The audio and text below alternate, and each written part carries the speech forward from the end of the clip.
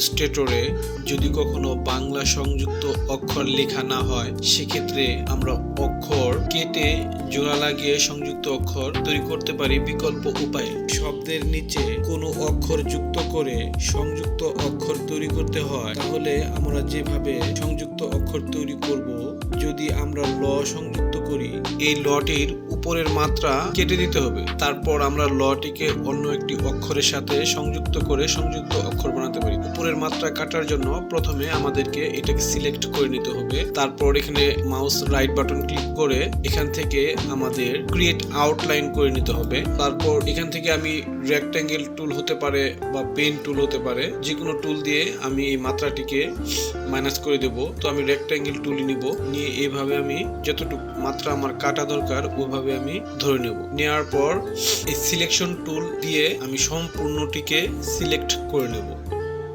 নেওয়ার পর এখানে শেপ বিল্ডার যে টুলটি রয়েছে, এই টুলটি ক্লিক করে কিবোর্ডের অল্টার চেপে ধরে আমি যদি এটার উপর নিয়ে আসি এবং আমাদের কার্সারের নিচে মাইনাস দেখা যাচ্ছে, এর অর্থ হচ্ছে এগুলো এখান থেকে মাইনাস হবে। এভাবে ধরে আমি যদি ক্লিক করি, এটাকে ক্লিক করি, তাহলে মাত্রাবিহীন একটি ল তৈরি হলো।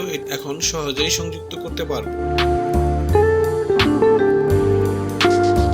অথবা অ্যাডোব ইলাস্ট্রেটরে আমরা যদি এভাবে ব্লাড লিখি, যেমন এখানে আমার ব্লাড লেখাটি হচ্ছে না, ভেঙে গিয়েছে। তো আমরা অ্যাডোব ইলাস্ট্রেটরে একটু সেটিং করে নেব।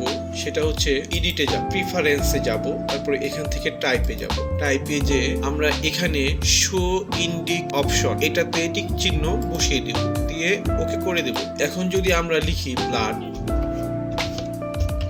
আমাদের ব্লাড লেখাটি এখন হচ্ছে। আমরা এভাবেও চেষ্টা করে দেখব। তারপরও যদি যুক্ত অক্ষর না আসে, এই যে ফন্ট রয়েছে, এই ফন্টের যে ভার্সন 1 রয়েছে, 1-এ দিলে যদি না হয়, তাহলে আমরা সেম এই ফন্টের ভার্সন 2 মানে V2 খুঁজে বের করে সেটা ক্লিক করে দেব। অথবা অভ্র কিবোর্ডের সেটিং এ এসে এখানে যদি আউটপুট অ্যাজ ইউনিকোড এটাতে ডট দেওয়া থাকে, তাহলে আমরা নিচেরটা আউটপুট অ্যাজ ANSI এটাতে ক্লিক করে ইউজ ANSI এনিওয়ে এটা সিলেক্ট করে দেখব হয় কিনা। তো আমরা সবকিছুই ট্রাই করে দেখব সংযুক্ত অক্ষর যুক্ত করার জন্য।